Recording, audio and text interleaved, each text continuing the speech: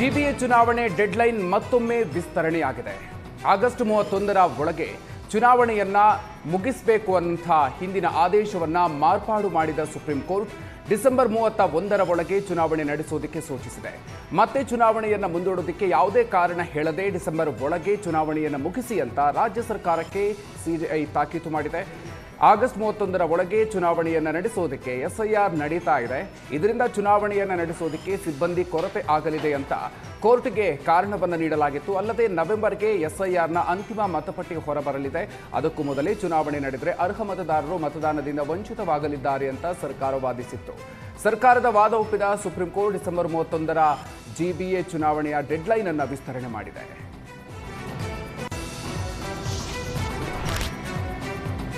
ಮುಂಗಾರು ಅಧಿವೇಶನಕ್ಕೂ ಮುನ್ನವೇ ಡಿಕೆ ಶಿವಕುಮಾರ್ ಸಂಪುಟ ವಿಸ್ತರಣೆಯ ಬಗ್ಗೆ ಕಾಂಗ್ರೆಸ್ ಹೈಕಮಾಂಡ್ ಸುಳಿವು ನೀಡಿದೆ. ನಿನ್ನೆಯಿಂದ ದಿಲ್ಲಿಯಲ್ಲಿ ಸರಣಿ ಮೀಟಿಂಗ್ಗಳು ನಡೀತಾ ಇವೆ. ಸಚಿವರ ಆಯ್ಕೆಗೆ 60-40 ಸೂತ್ರ ಅನುಸರಿಸುವಂತೆ ಹೈಕಮಾಂಡ್ ಸೂಚಿಸಿದೆ. 60% ಹೊಸಬರು, 40% ಹಳಬರಿಗೆ ಆದ್ಯತೆ ನೀಡುವಂತೆ ಸೂಚನೆ ನೀಡಲಾಗಿದೆ. ಅಂದರೆ ಖಾಲಿ ಇರುವ ಒಟ್ಟು 20 ಸಚಿವ ಸ್ಥಾನಗಳಲ್ಲಿ 12 ಸ್ಥಾನ ಹೊಸಬರಿಗೆ ನೀಡೋದಕ್ಕೆ ರಾಹುಲ್ ಗಾಂಧಿ ಸೂಚನೆಯನ್ನು ಕೊಟ್ಟಿದ್ದಾರೆ. 55 ವರ್ಷದ ಒಳಗಿನವರ ಹೆಸರನ್ನು ಸಿದ್ಧಪಡಿಸೋದಕ್ಕೆ ವರಿಷ್ಠರು ನಿರ್ಧರಿಸಿದ್ದಾರೆ. 55 ವರ್ಷ ಮೇಲ್ಪಟ್ಟ 8 ಹಿರಿಯರಿಗೆ ಮಾತ್ರ ಸ್ಥಾನ ಸಿಗಲಿದೆ.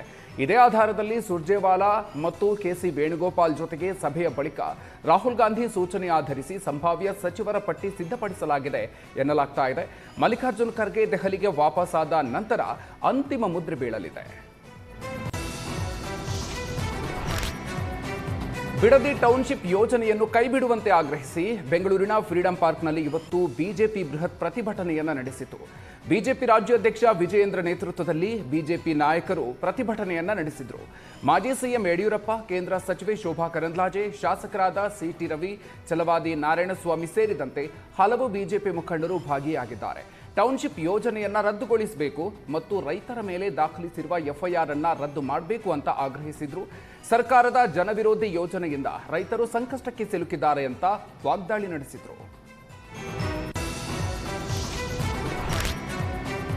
ಬಿಡದಿ ಟೌನ್ಶಿಪ್ ವಿರುದ್ಧ ಬಿಜೆಪಿ ಮತ್ತೆ ಹೋರಾಟಕ್ಕೆ ಸಜ್ಜಾಗಿದೆ. ಪ್ರತಿಭಟನೆಯ ಬಳಿಕ ಬಿಡದಿಯಿಂದ ಬೆಂಗಳೂರಿನವರೆಗೆ ಬೃಹತ್ ಪಾದಯಾತ್ರೆಯನ್ನ ನಡೆಸೋದಕ್ಕೆ ಬಿಜೆಪಿ ನಿರ್ಧರಿಸಿದೆ. ಫ್ರೀಡಂ ಪಾರ್ಕ್ನಲ್ಲಿ ನಡೆದ ಪ್ರತಿಭಟನೆಯ ವೇಳೆಗೆ ರಾಜ್ಯ ಬಿಜೆಪಿ ಅಧ್ಯಕ್ಷ ವಿಜಯೇಂದ್ರ ಬೃಹತ್ ಪಾದಯಾತ್ರೆಯನ್ನ ಘೋಷಣೆ ಮಾಡಿದ್ದಾರೆ. ಬಿಡದಿ ಟೌನ್ಶಿಪ್ ವಿರುದ್ಧ ಬಿಜೆಪಿ ಪಾದಯಾತ್ರೆ ನಡೆಸಲಿದೆ. ಬಿಡದಿಯಿಂದ ಬೆಂಗಳೂರಿನವರೆಗೂ ಈ ಪಾದಯಾತ್ರೆ ಮುಂದುವರಿಯಲಿದೆ. ಟೌನ್ಶಿಪ್ ಯೋಜನೆ ವಿರುದ್ಧ ಜನರನ್ನ ಒಗ್ಗೂಡಿಸಲು ಈ ಪಾದಯಾತ್ರೆ ಹಮ್ಮಿಕೊಳ್ಳಲಾಗ್ತಾ ಇದೆ. ಸದ್ಯದಲ್ಲೇ ಸಭೆ ನಡೆಸಿ ಪಾದಯಾತ್ರೆಯ ದಿನಾಂಕವನ್ನ ಅಂತಿಮಗೊಳಿಸುವುದಾಗಿ ವಿಜಯೇಂದ್ರ ಹೇಳಿದ್ದಾರೆ. ಬಿಜೆಪಿ ಕಾರ್ಯಕರ್ತರು ಮತ್ತು ಸ್ಥಳೀಯರು ಈ ಪಾದಯಾತ್ರೆಯಲ್ಲಿ ಭಾಗಿಯಾಗಲಿದ್ದಾರೆ. ಮಾನ್ಯ ಮುಖ್ಯಮಂತ್ರಿಗಳೇ, ಬಿಡದಿ ಉಪನಗರದ ಬಗ್ಗೆ ಎಲ್ಲರೂ ಕೂಡ ಸಾಕಷ್ಟು ಮಾತನಾಡಿದ್ದಾರೆ. ರೈತರು ಇವತ್ತು ಕಂಗಾಲಾಗಿದ್ದಾರೆ. ನಿಮ್ಮ ಈ ನಿರ್ಧಾರದಿಂದ ರೈತರ ಕಣ್ಣಲ್ಲಿ ನೀರು ಸುರಿಸೋದ್ರ ಮೂಲಕ ನಿಮಗೆ ಯಾವುದೇ ಕಾರಣಕ್ಕೂ ಒಳ್ಳೆಯದಾಗೋದಕ್ಕೆ ಸಾಧ್ಯ ಇಲ್ಲ. ಹಾಗಾಗಿ ಈ ನಿರ್ಧಾರದಿಂದ ಮಾನ್ಯ ಮುಖ್ಯಮಂತ್ರಿಗಳು ಹಿಂಸರಿಬೇಕು ಅನ್ನುವ ಆಗ್ರಹವನ್ನು ಪಡಿಸಿ ಮುಂದಿನ ದಿನಗಳಲ್ಲಿ ಯಾವ ದಿನಾಂಕ ಅಂತೇಳಿ ನಾನು ನಮ್ಮ ಪಕ್ಷದ ಎಲ್ಲ ಮುಖಂಡರು ನಿರ್ಧಾರ ಮಾಡ್ತೇವೆ. ಅಶೋಕ್ ಅಣ್ಣವರು, ಛಲವಾದಿ ಅವರು, ನಮ್ಮೆಲ್ಲ ಮುಖಂಡರಿಗೂ ಚರ್ಚೆ ಮಾಡ್ತೇವೆ. ಅಧಿವೇಶನ ಪ್ರಾರಂಭ ಆಗುವ ಮುಂಚಿತವಾಗಿ ಬಿಡದಿ ಟೌನ್ಶಿಪ್ನ ತೆಗೆದು ಹಿಂದೆ ಸರಿಬೇಕು. ವಿಮಾನ ನಿಲ್ದಾಣ ಕನಕಪುರದಿಂದ ಕೈಬಿಟ್ಟು ತುಮಕೂರು ಸುತ್ತಮುತ್ತ ಅವಕಾಶ ಕೊಡಬೇಕು ಅಂತೇಳಿ ಬಿಡದಿಯಿಂದ ಬೆಂಗಳೂರುವರೆಗೆ ಒಂದು ಬೃಹತ್ ಪಾದಯಾತ್ರೆಯನ್ನು ಕೂಡ ನಾವು ಹಮ್ಮಿಕೊಳ್ಬೇಕು ಅಂತೇಳಿ ಈಗಾಗಲೇ ಭಾರತೀಯ ಜನತಾ ಪಾರ್ಟಿ ನಿರ್ಧಾರ ಮಾಡಿದೆ. ಮಾನ್ಯ ಮುಖ್ಯಮಂತ್ರಿಗಳೇ, ಬಿಡದಿ ಟೌನ್ಶಿಪ್ ವಿರುದ್ಧದ ಪ್ರತಿಭಟನೆಯಲ್ಲಿ ಬಿಜೆಪಿ ರಾಜ್ಯಾಧ್ಯಕ್ಷ ವಿಜಯೇಂದ್ರ ಸರ್ಕಾರ ಡಿಕೆ ಶಿವಕುಮಾರ್ ವಿರುದ್ಧ ವಾಗ್ದಾಳಿಯನ್ನ ನಡೆಸಿದ್ರು. ಲಜ್ಜೆಗೆಟ್ಟ ಮುಖ್ಯಮಂತ್ರಿ, ಲಜ್ಜೆಗೆಟ್ಟ ಕಾಂಗ್ರೆಸ್ ಅಂತ ವಿಜಯೇಂದ್ರ ಆಕ್ರೋಶವನ್ನ ವ್ಯಕ್ತಪಡಿಸಿದ್ರು.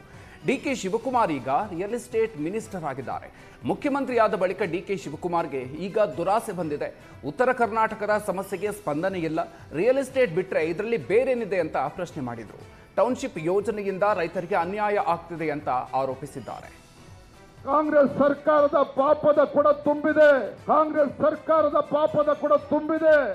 ಯಾವಾಗ ನೀವು ರೈತರ ಜೀವನದ ಜೊತೆ ಚೆಲ್ಲಾಟ ಆಡೋದಕ್ಕೆ ನೀವು ಕೈ ಹಾಕಿದ್ದೀರಿ, ಆ ರೈತರ ಶಾಪ ಈ ಕಾಂಗ್ರೆಸ್ ಸರ್ಕಾರವನ್ನ ಬುಡ ಸಮೇತ ಕಿತ್ತಾಕ್ದೇನೆ ಬಿಡೋದಕ್ಕೆ ಸಾಧ್ಯ ಇಲ್ಲ. ಖಂಡಿತವಾಗಿ ಮುಂದೆ ಬರ್ತಕ್ಕಂಥ ದಿನಗಳಲ್ಲಿ ಇಡೀ ರಾಜ್ಯದಲ್ಲಿ ರೈತರು ಬೀದಿಗಿಳಿದು ಇವತ್ತು ನಿಮ್ಮ ಸರ್ಕಾರವನ್ನ ಕಿತ್ತೊಗಿತಕ್ಕಂಥ ಕೆಲಸವನ್ನ ಮಾಡ್ತಾರೆ. ಇಷ್ಟು ವರ್ಷಗಳಾಗಿದ್ದೇವೆ, ನೀವು ಮುಖ್ಯಮಂತ್ರಿಗಳಾಗಿ ಇಷ್ಟು ತಿಂಗಳಾಗಿದೆ, ಇವತ್ತಿಗೂ ಕೂಡ ಕೃಷಿ ಸಚಿವರು ಇನ್ನೂ ಕೂಡ ಯಾರು ಅಂತೇಳಿ ಇನ್ನೂ ಗೊತ್ತಿಲ್ಲ. ಕೃಷಿ ಸಚಿವರು ಯಾರು ಅಂತೇಳಿ ಇನ್ನೂ ಕೂಡ ನೇಮಕ ಆಗಿಲ್ಲ. ಅದರ ಬದಲಾಗಿ ಇವತ್ತು ರೈತರ ಜೊತೆ ಚೆಲ್ಲಾಟ ಆಡೋದಕ್ಕೆ ನೀವು ಹೊರಟಿದ್ದೀರಿ. ರಿಯಲ್ ಎಸ್ಟೇಟ್ ಬಿಡದಿ ಟೌನ್ಶಿಪ್ ಖಂಡಿಸಿ ಕೇಂದ್ರ ಸಚಿವೆ ಶೋಭಾ ಕರಂದ್ಲಾಜೆ ರಾಜ್ಯ ಸರ್ಕಾರದ ವಿರುದ್ಧ ವಾಗ್ದಾಳಿ ನಡೆಸಿದ್ರು. ರೈತರು ಒಪ್ಪಿದ್ರೆ ಸ್ವಾಧೀನ ಅಂತೀರಿ, ಆದರೆ ರೈತರ ವಿರೋಧದ ನಡುವೆಯೂ ನೋಟಿಫಿಕೇಶನ್ ಹೊರಡಿಸ್ತಾ ಇದ್ದೀರಿ. ರಾಜ್ಯದಲ್ಲಿ ಭೂಮಾಫಿಯಾ ಸರ್ಕಾರ ನಡೆಯಲು ನಾವು ಬಿಡೋದಿಲ್ಲ ಅಂತ ಶೋಭಾ ಕರಂದ್ಲಾಜೆ ಆಕ್ರೋಶ ವ್ಯಕ್ತಪಡಿಸಿದ್ರು. ಈ ಸರ್ಕಾರವನ್ನು ಕಿತ್ತು ಹಾಕುವ ತನಕ ಹೋರಾಟ ಮುಂದುವರಿಯಲಿದೆ ಅಂತ ಎಚ್ಚರಿಸಿದ್ರು. ಇದು ಭೂಮಾಫಿಯಾ ಪರ ಇರುವಂತಹ ಸರ್ಕಾರ, ರೈತ ವಿರೋಧಿ ಸರ್ಕಾರ. ಠಾಣೆ ಸುಟ್ಟವರ ಕೇಸ್ ವಾಪಸ್ ತಗೊಳ್ತೀರಿ, ರೈತರ ಮೇಲೆ ಕೇಸ್ ಹಾಕ್ತೀರಿ. ಇದು ಯಾವ ರೀತಿಯ ಸರ್ಕಾರ ಅಂತ ಪ್ರಶ್ನೆ ಮಾಡಿದ್ದಾರೆ. ಟೌನ್ಶಿಪ್ ಯೋಜನೆಯನ್ನ ತಕ್ಷಣ ಕೈ ಬಿಡುವಂತೆ ಒತ್ತಾಯಿಸಿದ್ರು. ಕಳೆದ 3 ವರ್ಷಗಳಿಂದ ಇರುವಂತ ಸರ್ಕಾರ 438 ದಿನಗಳಿಂದ ಹೋರಾಟ ಮಾಡ್ತಾ ಇರುವಂತ ರೈತರನ್ನ ಒಂದು ಬಾರಿನೂ ಮಾತಾಡಕ್ ಹೋಗಿಲ್ಲ. ಸಿದ್ದರಾಮಯ್ಯನವರ ನೇತೃತ್ವದ ಸರ್ಕಾರ ಇತ್ತು, ಈಗ ಡಿ.ಕೆ. ಶಿವಕುಮಾರ್ ಅವರ ನೇತೃತ್ವದ ಸರ್ಕಾರ. ಬೆಂಗಳೂರಿನ ಪಕ್ಕದಲ್ಲೇ ಬಿಡದಿಯಲ್ಲಿ ರೈತರು ಹೋರಾಟವನ್ನ ಮಾಡ್ತಾ ಇದ್ದಾರೆ. ಅವರ ನೋವೇನು, ಅವರ ಸಂಕಷ್ಟ ಏನು, ಅವರ ಅಭಿಪ್ರಾಯ ಏನು, ಅವರ ಭಾವನೆ ಏನು, ಇದನ್ನು ತಿಳ್ಕೊಳ್ಳುವಂತ ಗೋಜಿಗೂ ಕೂಡ ಸರ್ಕಾರ ಹೋಗಿಲ್ಲ. ಗ್ರೇಟರ್ ಬೆಂಗಳೂರು ಟೌನ್ಶಿಪ್ ಯಾರಿಗಾಗಿ? ಮೊದಲ ಬಾರಿಗೆ ಕರ್ನಾಟಕದಲ್ಲಿ ಭೂ ಮಾಫಿಯಾ ನಡೆಸೋರೇ ಸರ್ಕಾರ ನಡೆಸ್ತಾ ಇದ್ದಾರೆ. ಇದು ವ್ಯತ್ಯಾಸ. ಇವತ್ತು ಇದು ವ್ಯತ್ಯಾಸ. ಭೂ ಮಾಫಿಯಾ ಯಾರು ನಡೆಸ್ತಾ ಇದ್ದಾರೆ, ಯಾರಿಗೆ ಭೂಮಿ ಬೇಕು, ಯಾರಿಗೆ ಭೂಮಿಯ ಹಪಾಹಪಿ ಇದೆ, ಅವರೇ ಈ ಸರ್ಕಾರ ನಡೆಸ್ತಾ ಇದ್ದಾರೆ. ಇದು ವ್ಯತ್ಯಾಸ. ಬಿಡದಿ ಟೌನ್ಶಿಪ್ ಯಾರಿಗೆ ಬೇಕು? ಬಿಡದಿ ಟೌನ್ಶಿಪ್ ಅಲ್ಲಿರುವಂತಹ ಹಲವಾರು ಜನ ಪ್ರಭಾವಿ ಮುಖಂಡರುಗಳಿಗೆ, ಕೆಲವಷ್ಟು ಅಧಿಕಾರಿಗಳಿಗೆ ಈ ಟೌನ್ಶಿಪ್ ಬೇಕು. ಅಲ್ಲಿ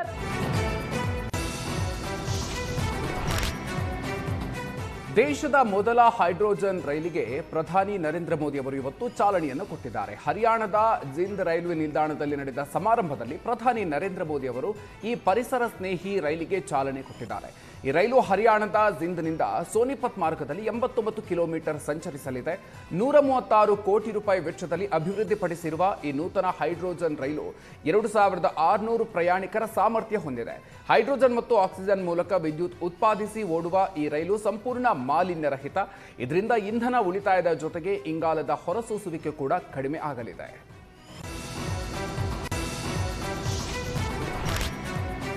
ದೇಶದ ಹೆಮ್ಮೆಯ ಬಾಹ್ಯಾಕಾಶ ಸಂಸ್ಥೆ ಇಸ್ರೋದಲ್ಲಿ ರಾಜೀನಾಮೆ ಪರ್ವ ಆರಂಭ ಆಗಿದೆ. ಕಳೆದ 1 ವರ್ಷದಲ್ಲಿ 120 ವಿಜ್ಞಾನಿಗಳು ಮತ್ತು ತಂತ್ರಜ್ಞರು ಇಸ್ರೋ ತೊರೆದಿದ್ದಾರೆ. ಕೇಂದ್ರ ಸರ್ಕಾರದ ಡ್ಯಾಮೇಜ್ ಕಂಟ್ರೋಲ್ ನೀತಿಯ ಎಫೆಕ್ಟ್ ಇಸ್ರೋ ಮೇಲೂ ಕೂಡ ಆಗಿದೆ. ಈ ಚರ್ಚೆ ಈಗ ಶುರುವಾಗಿದೆ. ವಿಜ್ಞಾನಿಗಳು, ತಂತ್ರಜ್ಞರು ರಾಜೀನಾಮೆ ನೀಡೋದಲ್ಲದೆ ಸ್ವಯಂ ಪ್ರೇರಿತ ನಿವೃತ್ತಿ ಪಡಿತಾ ಇದ್ದಾರೆ. ದೇಶ ಮಾನವ ಸಹಿತ ಅಂತರಿಕ್ಷ ಯಾನಕ್ಕೆ ಸಜ್ಜಾಗ್ತಾ ಇರುವ ಹೊತ್ತಲ್ಲೇ ಈ ಬೆಳವಣಿಗೆ ಇಸ್ರೋಗೆ ದೊಡ್ಡ ಶಾಕ್ ನೀಡಿದೆ. ಇಸ್ರೋದ ಹಲವು ಮಹತ್ವದ ಯೋಜನೆಗಳಿಗೆ ಈ ಸಾಮೂಹಿಕ ನಿರ್ಗಮನದಿಂದ ಹಿನ್ನಡೆ ಉಂಟಾಗುವ ಆತಂಕ ಇದೆ. ಮಾನವ ಸಹಿತ ಗಗನಯಾನ, ಉಪಗ್ರಹ ಉಡಾವಣೆ ಸೇರಿದಂತೆ ಪ್ರಮುಖ ಪ್ರಾಜೆಕ್ಟ್ಗಳ ಮೇಲೆ ಪರಿಣಾಮ ಬೀರುವ ಸಾಧ್ಯತೆ ಇದೆ. ತಜ್ಞರ ಕೊರತೆ ಮುಂದಿನ ಯೋಜನೆಗಳಿಗೆ ಸವಾಲಾಗಬಹುದು. ಆಷಾಢ ಮಾಸದ ಮೊದಲ ಶುಕ್ರವಾರ ಚಾಮುಂಡಿ ಬೆಟ್ಟದಲ್ಲಿ ಭಕ್ತಿ ಸಂಭ್ರಮ. ತಾಯಿ ಚಾಮುಂಡಿ ದರ್ಶನಕ್ಕೆ ಭಕ್ತ ಸಾಗರವೇ ಹರಿದು ಬರ್ತಾ ಇದೆ.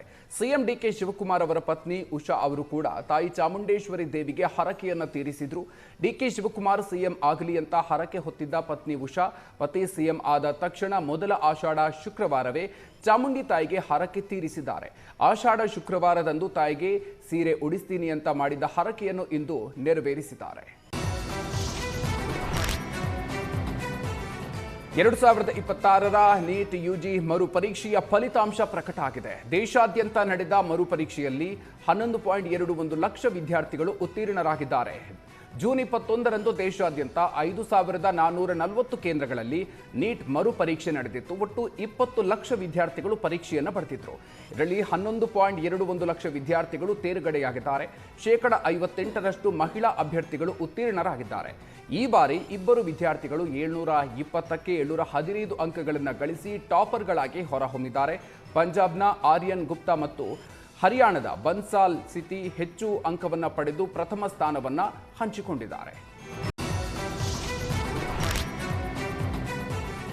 2026ರ ನೀಟ್ ಯುಜಿ ಮರುಪರೀಕ್ಷೆಯ ಫಲಿತಾಂಶ ಪ್ರಕಟ ಆಗಿದೆ. ದೇಶಾದ್ಯಂತ ನಡೆದ ಮರುಪರೀಕ್ಷೆಯಲ್ಲಿ 11.21 ಲಕ್ಷ ವಿದ್ಯಾರ್ಥಿಗಳು ಉತ್ತೀರ್ಣರಾಗಿದ್ದಾರೆ.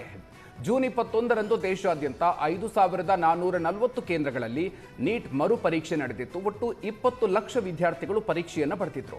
ಇದರಲ್ಲಿ 11.21 ಲಕ್ಷ ವಿದ್ಯಾರ್ಥಿಗಳು ತೇರ್ಗಡೆಯಾಗಿದ್ದಾರೆ. 58% ಮಹಿಳಾ ಅಭ್ಯರ್ಥಿಗಳು ಉತ್ತೀರ್ಣರಾಗಿದ್ದಾರೆ.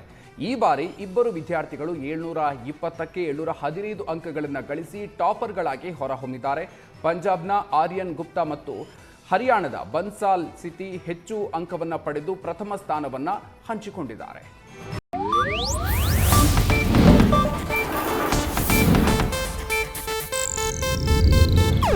ಇದು ಏಷ್ಯಾನೆಟ್ ನ್ಯೂಸ್ ನೆಟ್ವರ್ಕ್ ಪ್ರಸ್ತುತಿ.